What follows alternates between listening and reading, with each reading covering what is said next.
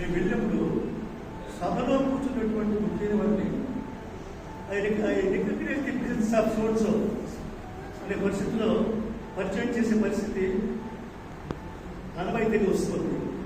మరి ఈనాటి సభలో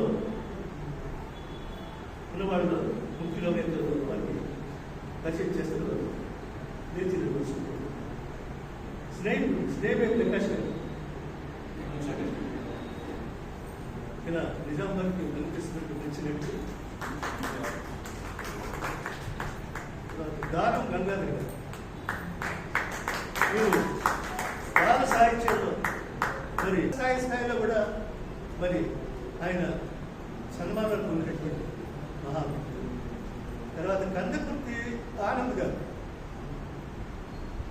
ఈయన హిందూ శంకర సమితి ప్రధాన. తర్వాత బ్రాహ్మణ సమాజం ప్రెసిడెంట్ గారు వచ్చారు ఆయన. తర్వాత నాగరాజేశ్వర గారు స్వరసోల్భం అనే సంస్థ స్థాపించి మరి అటు సినీ సంగీత వన్నీ తెస్తున్నటువంటి గొప్ప గాయకులు. అలాగే సముద్రాల రాములు గారు, మీరు కూడా మంచి గాయకులు. సో ఇటువంటి చూపించాలి. ఒక చిన్న విషయం చెప్తున్నాను.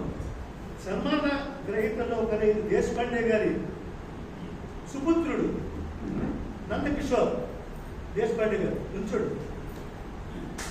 ఈయన హిందీలో మరి హిందీ సినిమాల్లో అసిస్టెంట్ డైరెక్టర్గా పనిచేసి మరి ఎన్నో సినిమాలకి తన అసిస్టెంట్ దర్శకుడిగా పంపారు.